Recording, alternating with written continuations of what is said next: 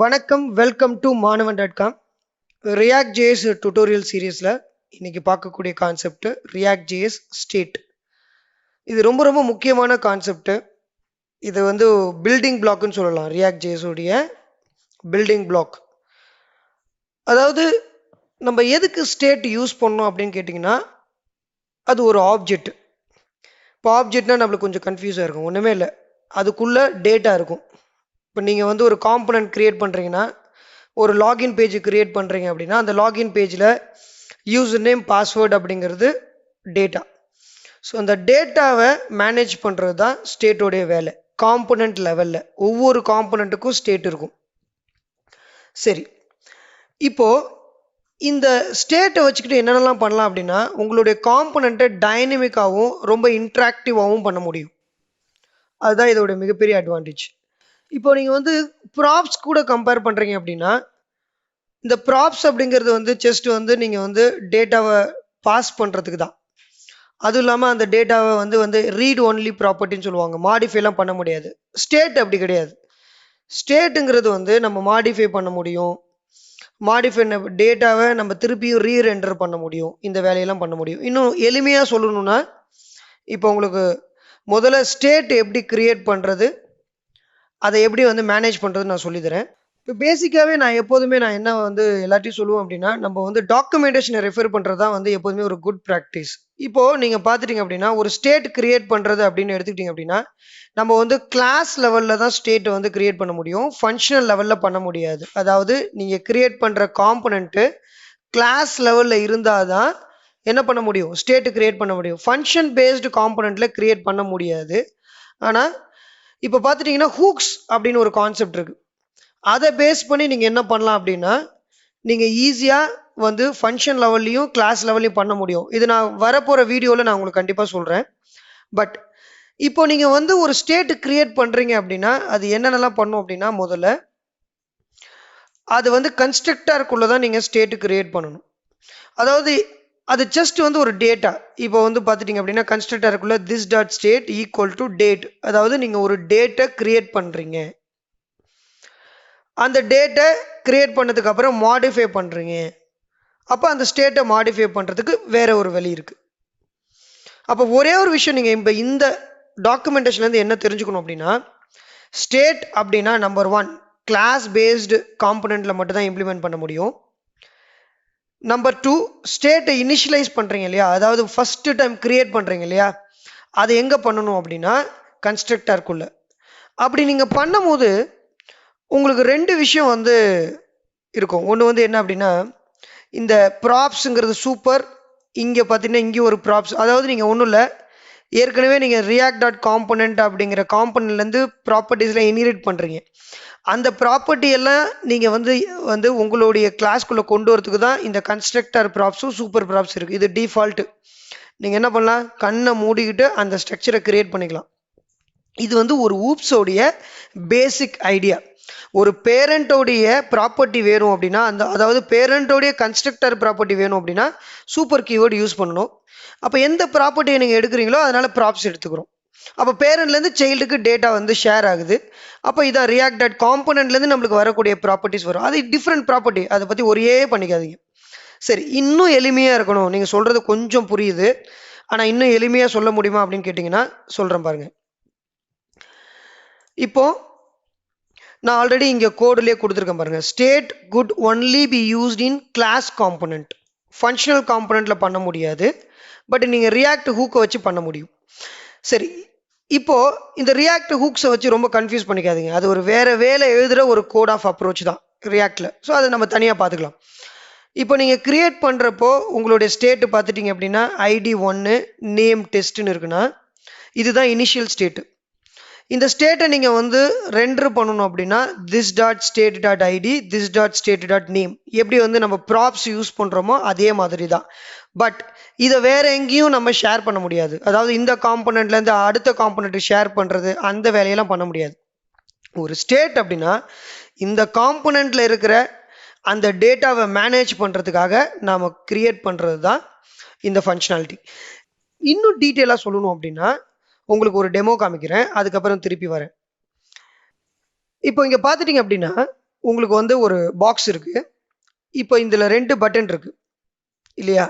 இந்த பட்டனை நான் கிளிக் பண்ணோம் அப்படின்னா இந்த ஸ்டேட்டு சேஞ்ச் ஆகும். எங்கே இருக்குது ஸ்டேட்டு? இப்போ 0 அப்படிங்கிறது இனிஷியல் ஸ்டேட்டு. அப்போது நான் கிளிக் பண்ணும் போது அந்த ஸ்டேட்டு மாடிஃபை ஆகுது. அப்போ இந்த பட்டனை நான் கிளிக் பண்ணேன்னா 1 டைம் கிளிக் பண்ணேன்னா என்னுடைய ஸ்டேட்டு 0லேருந்து 1 வந்துடுது. செகண்ட் டைம் கிளிக் பண்ணேன்னா ஸ்டேட்டு 1லேருந்து 2க்கு வந்துடுது. அப்போது யூசர் இன்ட்ராக்ட் பண்ணும்போது யூசர் என்ன இன்ட்ராக்ட் பண்ணுறாங்க? மவுஸ் கிளிக் ஈவெண்ட் பண்ணுறோம். இந்த ஈவெண்ட்டை பற்றி இன்னும் டீட்டெயிலாக நம்ம இன்னொரு வீடியோவில் பார்க்கலாம். இங்கே நீங்கள் ஸ்டேட்டை மட்டும் ஃபோக்கஸ் பண்ணுங்கள். அப்போ நீங்கள் இன்னொரு பட்டனை கிளிக் பண்ணுறீங்கன்னா உங்களுக்கு டேட்டா சேஞ்ச் ஆகி வேற ஒரு டேட்டா வருது இங்கே. சரி, இதை இன்னும் டீட்டெயிலாக பார்க்கணும் அப்படின்னா நீங்கள் என்ன பண்ணணும் அப்படின்னா ரியாக்ட் டெவலப்பர் டூல் அப்படின்னு வந்து கூகுளில் சர்ச் பண்ணுங்கள். க்ரோமில் ஒரு எக்ஸ்டென்ஷனாக இருக்கும், அதை இன்ஸ்டால் பண்ணிக்கிட்டிங்கன்னா டீபக்கிங் பண்ண இன்னும் ஈஸியாக இருக்கும். அதை விட ரொம்ப அண்டர்ஸ்டாண்ட் பண்ணிக்கிறதுக்கு ரொம்ப ரொம்ப ஈஸியாக இருக்கும். சரி, இப்போ இதை எப்படி வந்து நீங்கள் வந்து ரிவ்யூ பண்ணுறது அப்படின்னா இப்போ ரைட் கிளிக் பண்ணி இன்ஸ்பெக்ட் பண்ணுங்கள். உங்களுக்கு இந்த ஏரோ கார்னரில் பார்த்துட்டிங்கன்னா காம்பனண்ட் அப்படின்னு ஒரு மெனு வரும், அதை கிளிக் பண்ணுங்கள்.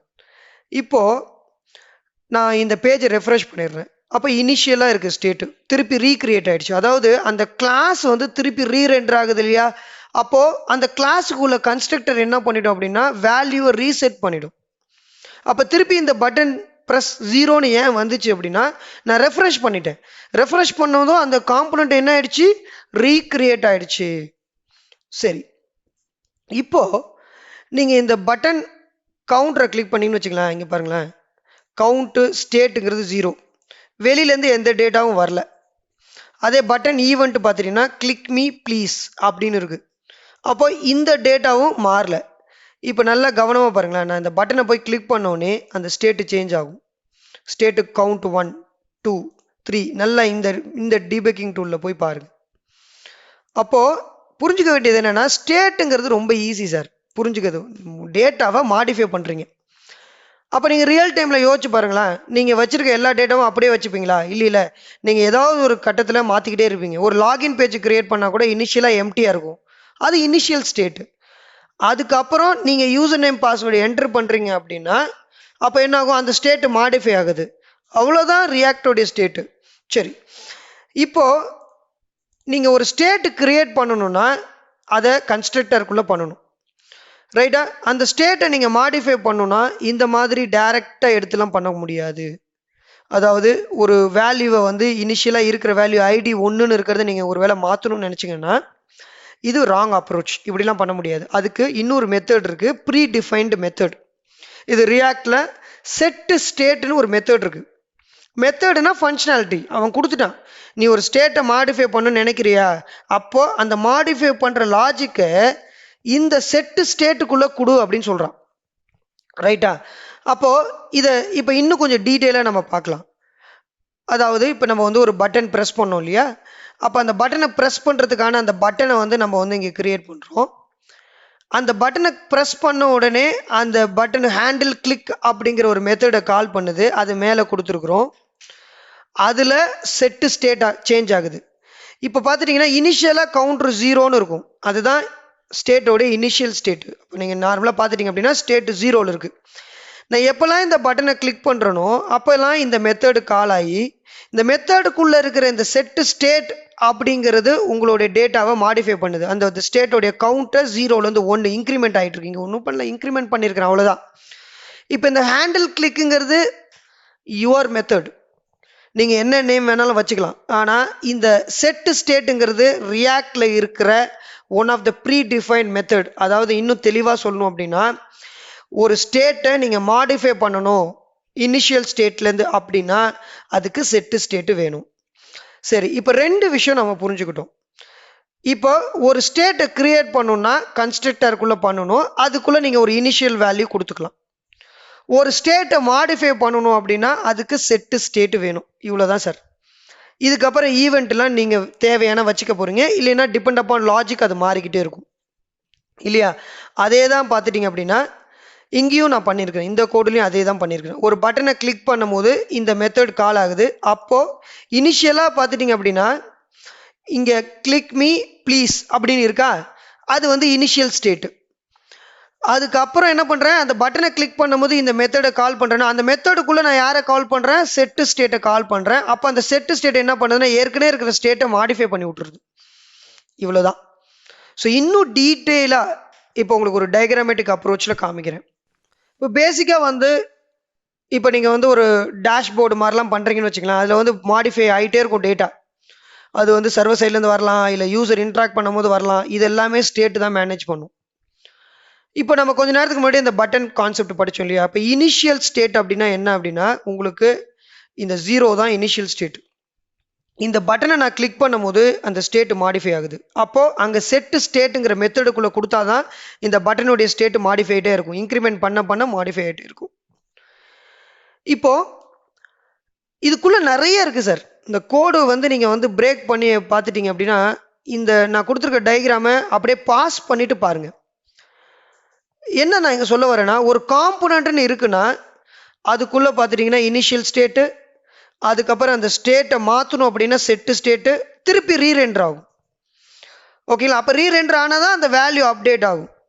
அப்போ ஒரு ஸ்டேட் வந்து 0ல் இருக்குது அப்படின்னா நீங்கள் என்ன பண்ணுறீங்க, நீங்கள் வந்து ஒரு ஈவெண்ட்டை ட்ரிகர் பண்ணும்போது கோடு எக்ஸிக்யூட் ஆகி ஸ்டேட்டு மாடிஃபை ஆகுது, எகைன் ரீரெண்டர் ஆகும். ஓகேங்களா. இன்னும் தெளிவாக புரியணும்னா இந்த கோடு எக்ஸிக்யூஷனை தெளிவாக ஒரு நட பார்த்துக்கிட்டே வாங்கலாம். மொத்தமாக ஒரு ஸ்டெப்பு ஃபாலோ ஆகிட்டே இருக்கும். இதுதான் உங்கள் கோடுக்குள்ளே நடக்கிற விஷயம். அதாவது ரொம்ப சிம்பிளாக சொல்லணும்னா நீங்கள் எழுதுகிற கோடு என்ன ஆகும் அப்படின்னா ஸ்டெப் 1 டோம் ரெண்டர் ஆகும், அப்புறம் கன்ஸ்ட்ரக்டர் கால் ஆகும். அதுக்குள்ளே தான் நீங்கள் என்ன பண்ணீங்க, ஸ்டேட் கிரியேட் பண்ணியிருக்கீங்க, ரீரெண்டர் ஆகி உங்களுக்கு இனிஷியலாக ஒரு வியூ வருது.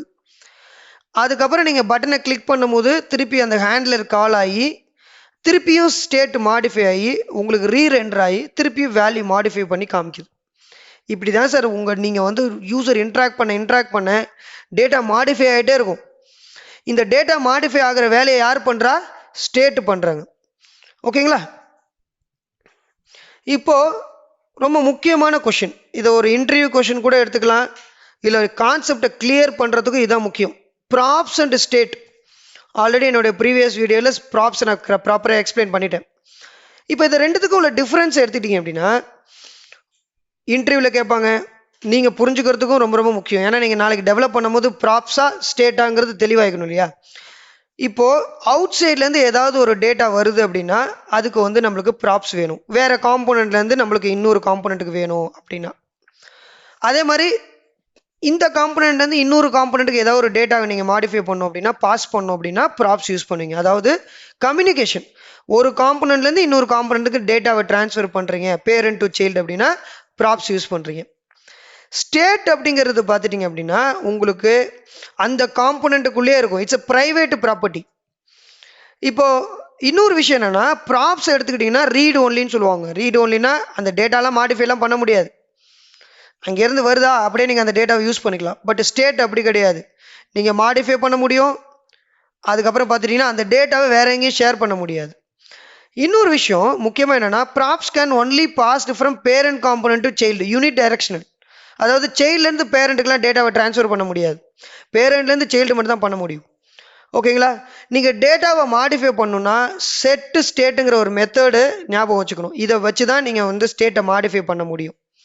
இதுதான் ரியாக்ட் ஜேஎஸ் ஸ்டேட். ஸோ இதை வந்து நீங்கள் ரொம்ப தெளிவாக புரிஞ்சுக்கிட்டீங்க அப்படின்னாவே ரியாக்ட் அப்ளிகேஷன் டெவலப் பண்ணும்போது எப்போ ப்ராப்ஸ் யூஸ் பண்ணணும், எப்போ ஸ்டேட் யூஸ் பண்ணணும் உங்களுக்கு ரொம்ப ரொம்ப ஈஸியாக புரியும். அடுத்த சீரியஸில் நம்ம என்ன பண்ணலாம் அப்படின்னா, இந்த ப்ராப்ஸ் ஸ்டேட்டெல்லாம் மிக்ஸ் பண்ணி உங்களுக்கு சில கோடெலாம் நான் வந்து எக்ஸ்பிளைன் பண்ணுறேன். அப்போ இன்னும் நல்லாவே புரியும். ரொம்ப சிம்பிள் சார், ஒரே வேர்டில் முடிச்சிடுறேன். State is dynamic, interactable. User interact பண்ணும் போதோ இல்லை சர்வர்ஸ்லேருந்து ஒரு டேட்டா சேஞ்சஸ் ஆகும்போதோ ஸ்டேட் இருந்தால் மட்டும்தான் டைனமிக்காக உங்கள் வெப்சைட்டை மாற்ற முடியுமே தவிர அதை வந்து ஸ்டேட் இல்லாமல் ஒன்றுமே பண்ண முடியாது. ஓகேங்களா. கிளியர். தேங்க்யூ. சப்ஸ்கிரைப் பண்ணிங்க பண்ணாதவங்க. முக்கியமாக அட்வான்ஸ்டு வீடியோஸ்லாம் நிறைய போட போகிறோம். அது இல்லாமல் அடிக்கடி நம்ம பூட் கேம்ப்லாம் ரன் பண்ணிகிட்ருக்குறோம். அதில் ஜாயின் பண்ணி ஃபண்டமெண்டல்ஸை இம்ப்ரூவ் பண்ணிங்க. வாட்ஸ்அப் குரூப் இருக்குது, அதில் ஜாயின் பண்ணுங்கள். அது வந்து அட்மின் மட்டும்தான் போஸ்ட் பண்ண முடியும். ஸோ சம்டைம் நான் ஓப்பன் பண்ணுவேன். நீங்கள் என் கூட இன்ட்ராக்ட் பண்ணோம் அப்படின்னா அட்மின் நம்பர் இருக்கும், அதில் பிடிச்சிவா என் கூட இன்ட்ராக்ட் பண்ணலாம். உங்களுக்கு வேறு ஏதாவது டவுட் இருந்துச்சு அப்படின்னா கமெண்ட் செக்ஷனில் கமெண்ட் பண்ணுங்கள். ஓகேங்களா? வரப்போகிற வீடியோவில் அதை நான் உங்களுக்கு கிளாரிட்டி கொடுக்க ட்ரை பண்ணுறேன். Thank you guys.